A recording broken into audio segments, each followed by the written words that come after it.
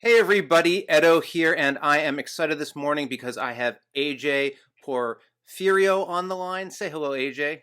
Hey everybody, thanks for having me, Edo. And AJ runs Van Ryder Games. You may know them from Hostage Negotiator or Detective City of Angels.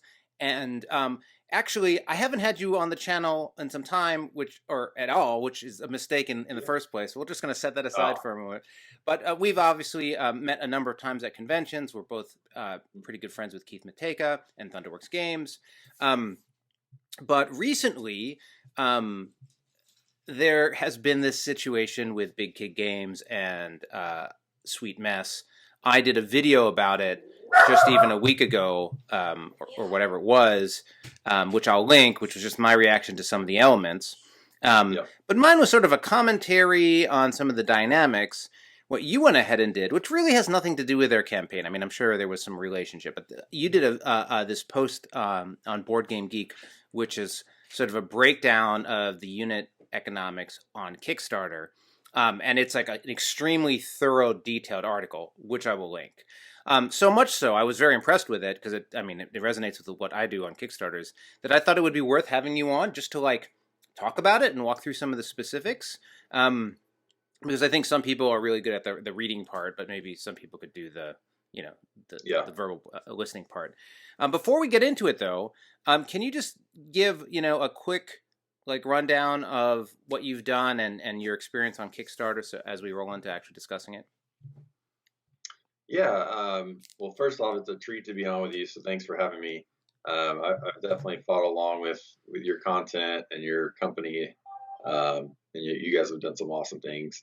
But for me, I mean, you sort of mentioned it. I'm president of Van Ryder Games. Um, Started off as a very small one person, just me type thing, and we've grown to we actually have six employees now, four full time, Wow. two part time. So we've grown, and we are definitely a Kickstarter born publisher for sure. And so I don't have ton of time to sort of give back and try to give some of this advice to newer creators. But when I do find that, I like to, or when situations like this come up, I can see things and talk about them based on my experience and knowledge. And hopefully it may help someone else avoid a situation like what BKG finds themselves in. Then that's what I, try to do. And so, how many Kickstarters have you sort of run to date? Oh gosh, I'd Like, have to go look at our thing. I think it's 13-ish. yeah, I mean, so it's 10 a plus. it's a good number. Yeah. So Yeah, you're I mean, I good. I was one of the, I was one of the earlier Kickstarter companies. Like we did a little game, my first game called "If I'm Going Down" back in, I think it was 2011. Oh, that is Um, super. That is one of the yeah, firsts. and so I remember the big project back then was D-Day Dice. This is back when like that, all that was going on, and that was actually ended up being, I think, a pretty good project. But then they later had troubles, so that's another good example Yeah. of Oh, this sort of thing. this is not the only example of this problem. No, yeah, this has happened before, and unfortunately, probably will happen again. But you're like 10 plus successful Kickstarters. For those who aren't familiar with me, I've done over 10 as well, which is a lot of work. but Yeah, let's dive into the details here. Heading into unit economics for Kickstarter, why don't you drop through some of the initial concepts, and then we'll talk about it, where you're focusing people's thoughts and attention. yeah. So, unit economics is basically a snapshot of what do your product economics look like. So, if I put one game on the shelf, what does it look like from a cost perspective, all the way through to profit? What's left over for me as the publisher? So what I did in the article, people can go read, is a very simple version of that. As you know, Edo, there's a lot of things that go into it, making a game. I wanted to intentionally keep it simple, because the key factors are, okay, what are your costs? Everyone knows you have your manufacturer's costs, which is what are you going to pay someone to actually make uh, thing you've designed into a physical product. So everyone knows that one. But then you've got, designer royalties, and you've got freight to get the games from the factory over to your warehouse. Those are all what we call variable costs. And so you can line those all up against, the example I used was a $50 game. So all those variable costs may be, $10, $12. It could be anything, but typically, if, in the industry, they use the 5X rule, which I don't necessarily subscribe to, but that's another blog. Your price of your game is usually 5X those costs, right? Right. And you also have overhead and fixed costs, which are costs that you're going to have no matter what, whether you're creating the game or not. You bought software, you've paid, if you have staff, they have to be paid, regardless of whether you're making a game or not. They're going to want their money, right? So office expenses, if you're renting, any of these things that are not directly related to making actual games itself. Right. So unit economics typically don't necessarily price those things in. And so what you have to do is you have to allocate those things. So if you have one project for the whole year, that means pretty much all your fixed costs are getting allocated to that one project. But if you have 5, then you can, and usually you do it by, if AJ's employee A is working on project 1, you would allocate their labor cost to that. Not to get too deep into it, right. But those things are fixed costs. So the point of this, the unit economics, is for you as a creator need to understand all of your costs, and then at the end of the day, you count all those. What does one game make in terms of margin? So $50.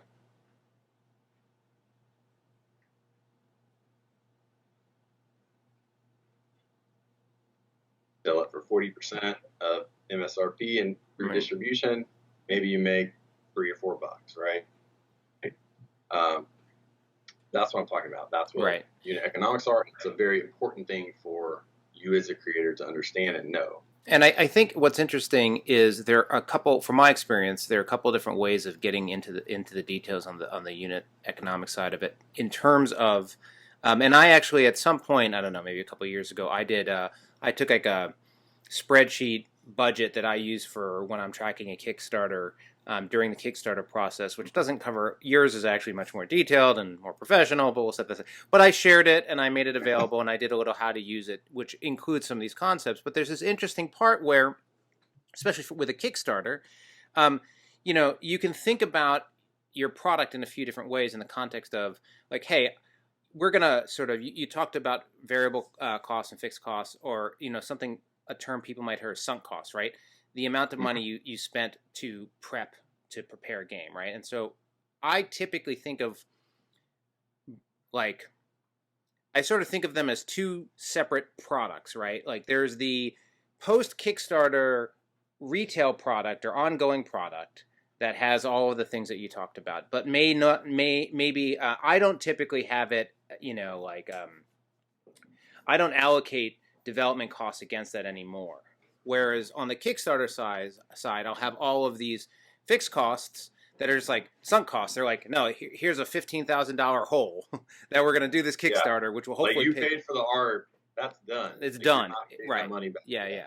But as you get more into, one of the interesting things from the Big Kid Games is as you get more into carrying staff and stuff, you have to consider and think about how you allocate those expenses to projects.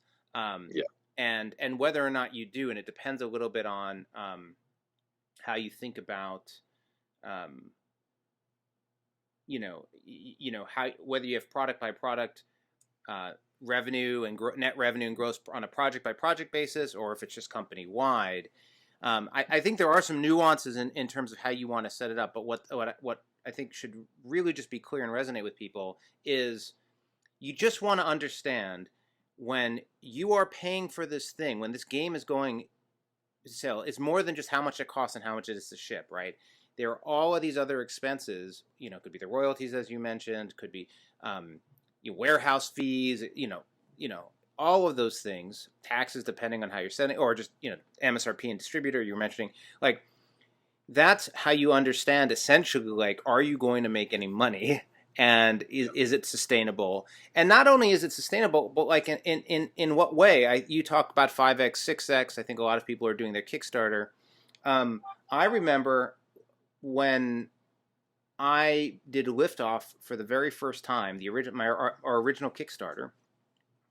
I consider that game underwater because essentially it was like 14 or I don't remember, like 14 to 15 bucks just to manufacture, right? And you had to add on all those other things, and then it was like a family weight game.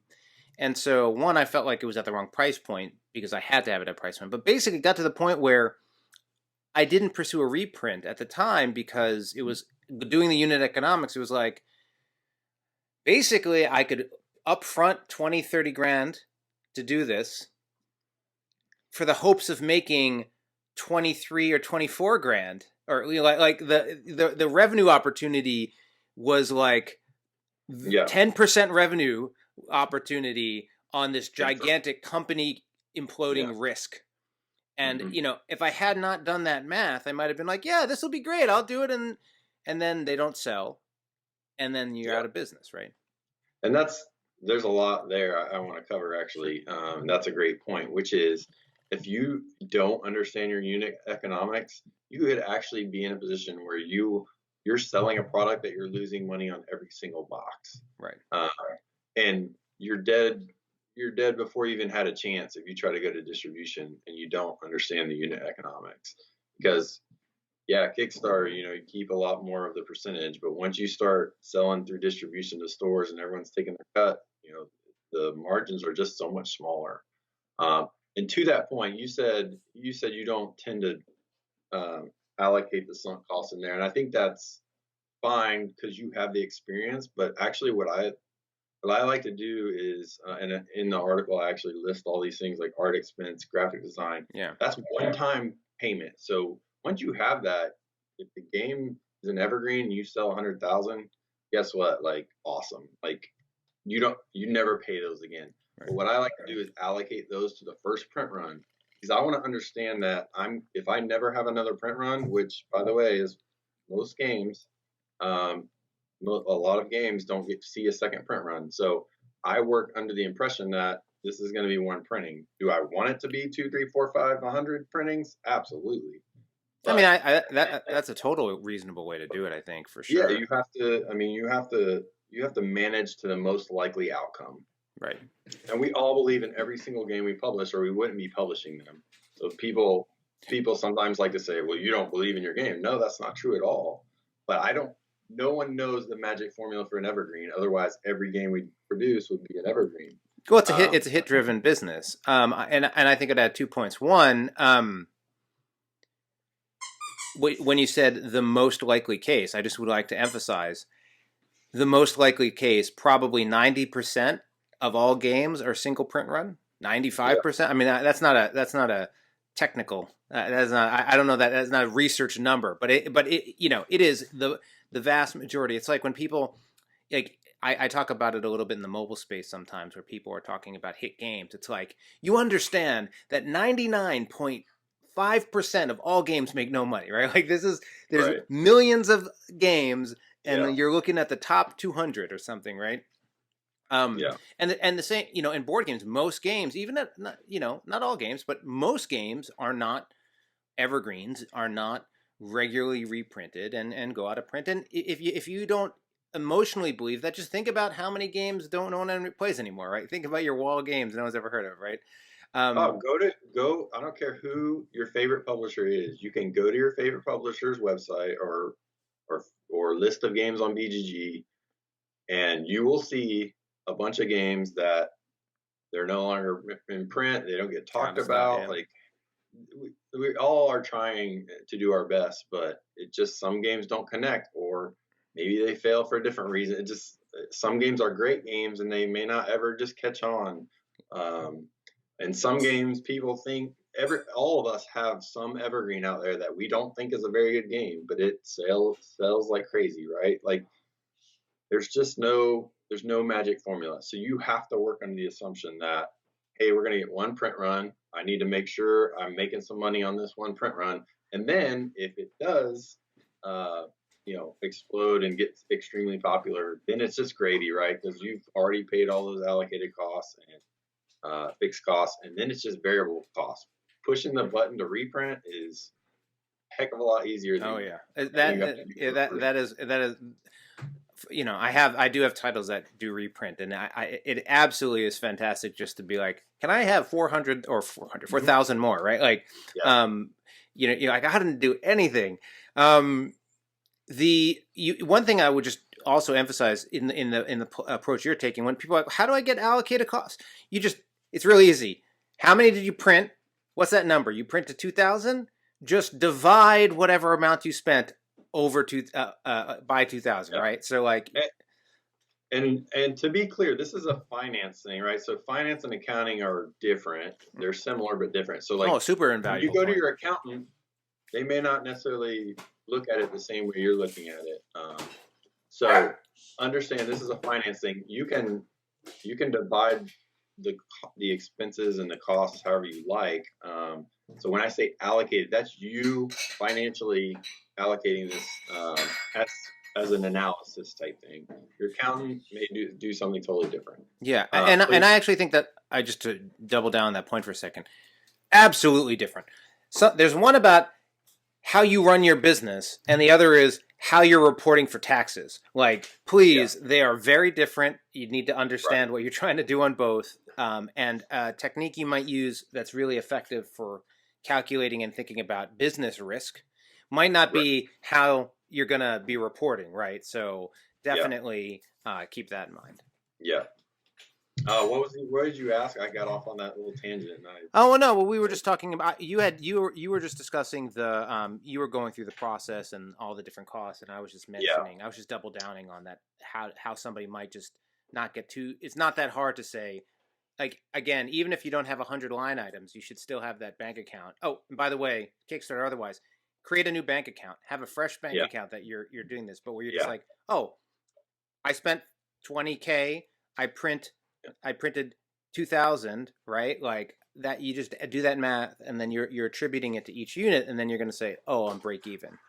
Yeah, I know what it was that you were saying that I wanted to chime in on, which is your exact point of just divide your costs by the number of games you're printing. So like, we do this all the time because I will frequently push back on Evan, our creative director, on art costs, because if we're gonna print 2,000 of a game and he maybe wants to, he's found an artist and the quote's for $10,000, then I go, okay, Evan, well that's $5 a game per game that we're paying the artist. Like the economics won't work. We can't do that. So that quick math is very important to understand. Like, and I don't think a lot of people think like that. I think they, you just think, oh, I want to get the best art I can. I'm gonna, I don't think people negotiate a lot in that space. But those are things you have to press on every part of the cost of your game, every single part of it. And I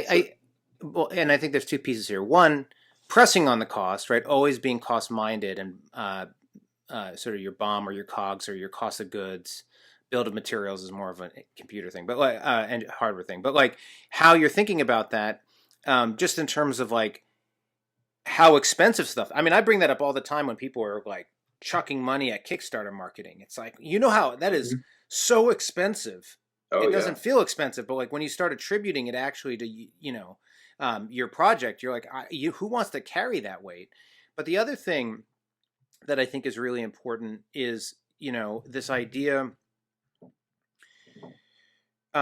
When you're like excited and you're thinking about how you can make the game as awesome as possible, or like make the biggest Kickstarter, you want the best art, right? Really, like just taking into account all of the elements. Like, okay, let me say it differently.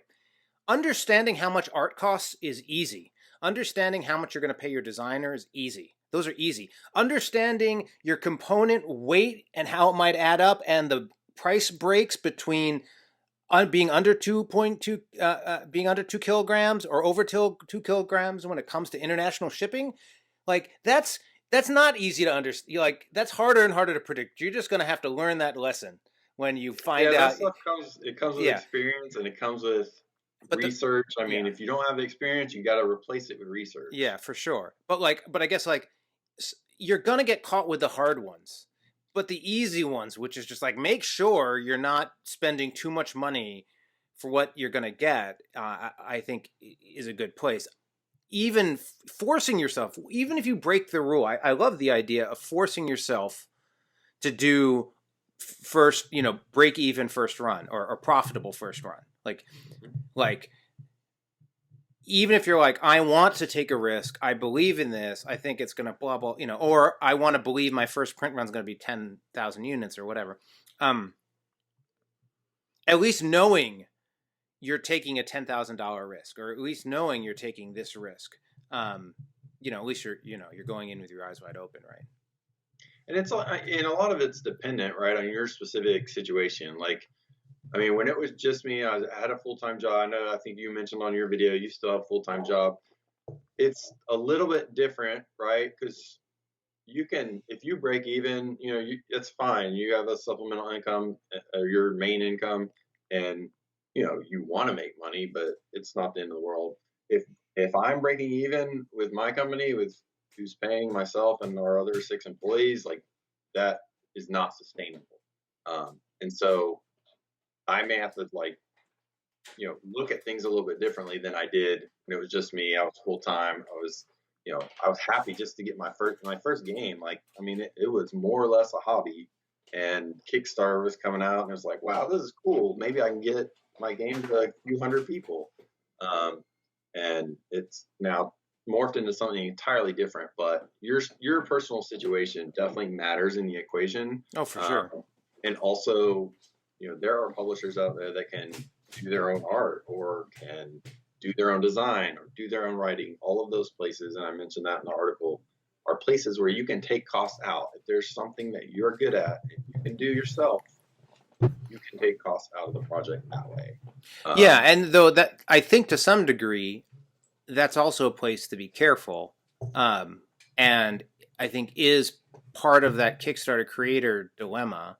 In that, right? Like, if mhm. if I wasn't the flip side to the having a full time job, right? Is like it inherently means that I'm taking all of like certainly as I operate today. If I was actually pulling a salary for where I live or just paying an hourly rate for the amount of time I put in um, to all the different elements of it, whether it's running a campaign or proofreading something or doing development work or like the spectrum of stuff. um, None of this would make any sense. Like you just you Mm, flat out would be like, no way, this yeah. doesn't doesn't add up.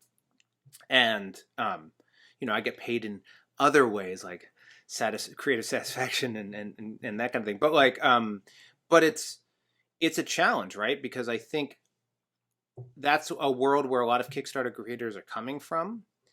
um, and as they're trying to sort of transition into being a publisher, doing more or whatever, you sort of can run into that burnout or that problem from really not being, doing it for the love of it for an Yeah. extended period of time. Yeah. I think what I would say is, as the owner, you're getting paid one way or the other. So you may not be taking money out of the business, but in theory, if your projects are making money, your business is making money. So, like for me, for example, I didn't take any money out of my business for 5 years. But were my accounts growing and was it getting bigger? I was just simply investing all the money back Yeah. into that. So our biggest, game for a long time, hostage negotiator, I didn't take any royalties. I literally took nothing out of it. So in a case where I did the design, I didn't necessarily have to pay a designer. Um, I didn't take anything out, and I still don't take royalty. We don't take royalties on our games that we design because that just comes back to us through publishing profit. So, I mean, we could, and you could, and that's totally fine. And I think that there's actually an argument for um, paying royalties, even if the designer's within your company or yourself. You could do that, totally do that. But my goal was always to keep growing, keep putting out more games, and eventually it grew so much that it was like, hey, we can actually go and now do this for our jobs, our livelihoods, and we made that leap with a significant cushion, in case. I'm very cautious and careful, and I never feel comfortable. So I'm always like, we got to keep going, or this whole thing's just going to crumble beneath us. So you got to keep working hard. Like, Yeah, I think yeah. that's the mentality you have to have, because as soon as you get complacent, that's when things are going to start to get in trouble. Yeah, I think it's really interesting. I mean, when listening to you describe your earlier days, I mean, it certainly reminds me of my current days. Yeah, For from my perspective, right? Like, um, I mean, I not that this is the purpose of this discussion, but I do think it's a couple data points, right? So, I mean, for a really long time, Pencil First Games, I was just excited because the Kickstarters and stuff after the Kickstarter there was sort of like a sitting $10,000 or $15,000 in this account, and like I'd be able to do a Kickstarter, make a run, and then sort of be sitting. All the money would get spent, and then it would roll around at like $10,000 or $15,000, and then that would be enough to get the art to get going, to do to do the sunk cost in on the next one, and and maybe over time it went up a little bit, but like so that was sort of that was a long time, and then it wasn't until actually I recently did a thing where we took all of our sales from the last 6 years and then mapped it all out. And I can tell you, it wasn't really until end of 2018 and 2019, really 2019 heading into 2020, that you could see, oh, well, Herbaceous is starting to get these reprints, and oh, Skull Hollow was selling through, and oh, well, Sunset Over Water is still selling. Like, oh, these other, and suddenly it's like, oh no, there's a little. It's not sitting on that 10 to 15 anymore. I'm not taking yeah, anything. I'm not taking money out, but it's not. It's not.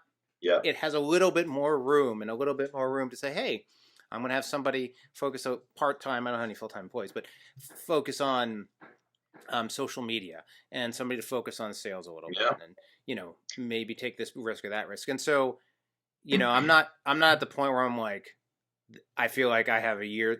I haven't gotten to that where you guys are at yet, but you can see the difference between just the like sort of running level and then having that sort of build where you're like, oh no, yeah. like there's a little cushion here. I use a idiom, or whatever they're called, crawl, walk, run, right? Like, you're in the walk phase, I feel like, but it sounds like you're on your way to the run phase. Like, and I think that's a great model to use in this business, as opposed to, well, I had a Kickstarter, I'm going full time, like, this is, or even two, right? Like, Right.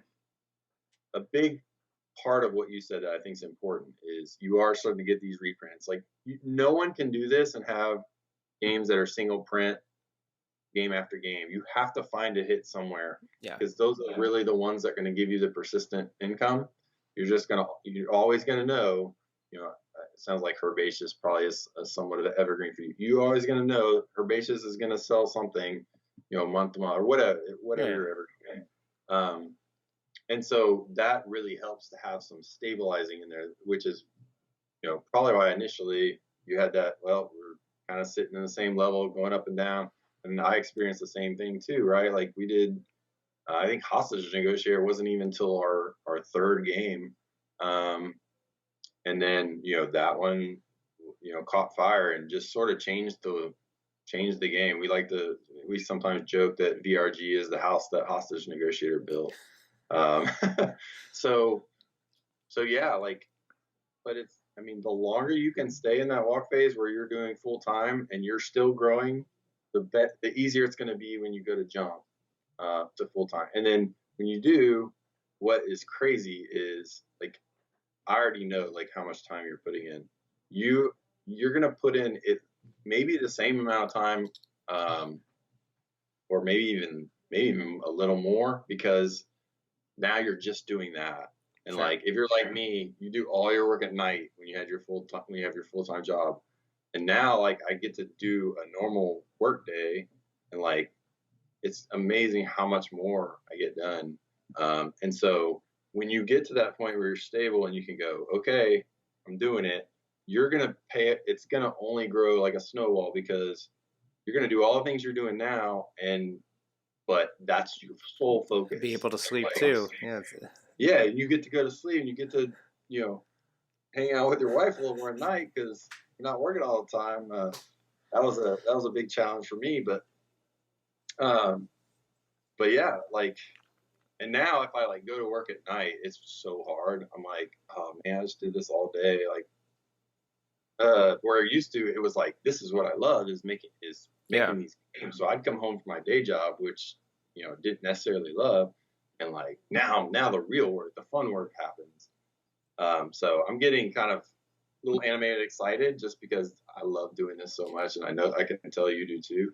I just think it's scary, but like, when you get that cushion, and you're like, you know, everyone's different, but I was like, basically built up a year worth, where like, if we make no money, I could live on what we have for a year, and took the plunge, and like, it was scary. I was like, that first year, I was like, man, I might have to go back to get another job after a year if this doesn't work out. But it's been awesome, and the board game community is amazing. For sure. Dan Rider Games, customers, they're so awesome, and they show up for us. So it can happen. Yeah. Well, You've got to be smart about it, because the other side of the coin is, what we see with BKG, where he's out of cash, and people don't have their games, and that's the I mean that's yeah. the it drives me. Like, I Yeah. don't ever want to be in that spot. Yeah, for sure. I think, we've been talking for a while, so to sort of loop back and close out, I think there was um, two things worth noting. One, just briefly, it comes out at the very, and I mentioned this in my video, but it comes out at the very bottom of your report, which is like, you don't need to provide your financials to anybody, right? Like there's a little bit of just like knowing nothing about the situation, the additional challenges he's going to face now that he just posted all this stuff, like, Yeah, you are all of not a this. publicly traded company. People do not own stock in your company. As much as they may want to feel like they're an investor because they kickstarted something for you, that they have no uh, right to your company's financials. Now, I will say this: I went back and looked into this, because I'm like, someone in the updates was talking about, well, he has to share the financials and blah blah blah. And Kickstarter does have some terms that say something to the effect of, if you are not going to deliver your project, you need to show where the money went and like what happened. Um, in his case, maybe he was that's what he was looking at. Perhaps, though, I don't know if you need to talk. I mean, it's true. What you're saying is true, though. He was still, in theory, saying he's going to deliver the games. I don't know, Right, but which like, is, if that's true, if he believes that, I would not have shared. yeah, I would not share financials on Kickstarter, unless you literally are like, I'm not going to deliver. yeah, Projects failed. Here's why. yeah, yeah. It's a difficult situation. I Yeah. think, but I will say, I think it's great when creators provide information to other creators in their business. You just, he's in a unique situation. The other Yeah. thing I'll, add, just to And close out. I don't know him at all. I, I've you know, never I, met. I don't know. I Yeah, mean, so I'm approaching this. I don't want to seem insensitive. Like, I'm approaching this purely from a logical and analytical standpoint. I, it must be extremely tough. yeah, The situation. for sure, extremely tough. And you know, um, since my video, I mean, quite a number of backers and people who have been following along really are pushing on the, fraud and misleading and lies and stuff like that. And that all may be very true. Like, again, I like you. I mean, I've met him, but I Right. haven't actually.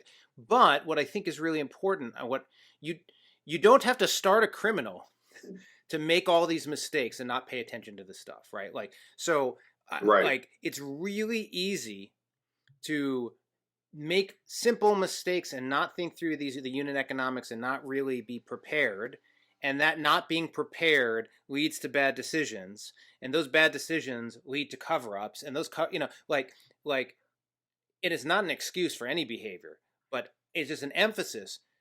Be smart up front, research, know what you're doing, know your costs, so you avoid being in a situation where you start trying to make it work when it's in some ways destined not to work, right? You didn't do it up front, so you're unless you can just manifest money, you're sort of screwed. Now, in this case, people are like, manifest, he was just paying. Again, this isn't specific to that campaign. It's just, this is the simple stuff you do now before your campaign that will help you understand your business and maybe have you set a higher stretch goal threshold, or not spend as much money on the art, or ship everything yourself rather than using a service, right? Those are the things where you can watch those margins and make sure you're not in a situation where you find out you can't, deliver. And to your point about having a separate account, I mean, you know the cost of your game. If your game is $8 and you're printing 2,000 of them, you need $16,000 to print that game. If you have an account and you know your line and you intentionally are going to start to go below that line, then you better know that some money's coming in to get back above that line. Otherwise, like you're knowingly sort of, robbing the funds that are needed to deliver on the project. And that's where, that's, you have to have enough discipline, and if you're going to go create a Kickstarter, like, you need to have enough discipline to make sure you're not pulling cash out when you need it for expenses. Like, it's just sure. Discipline. Yeah. Well, but it was an absolute pleasure talking. I think this stuff is super interesting, and hopefully this context helped folks. But really, I can't emphasize this enough.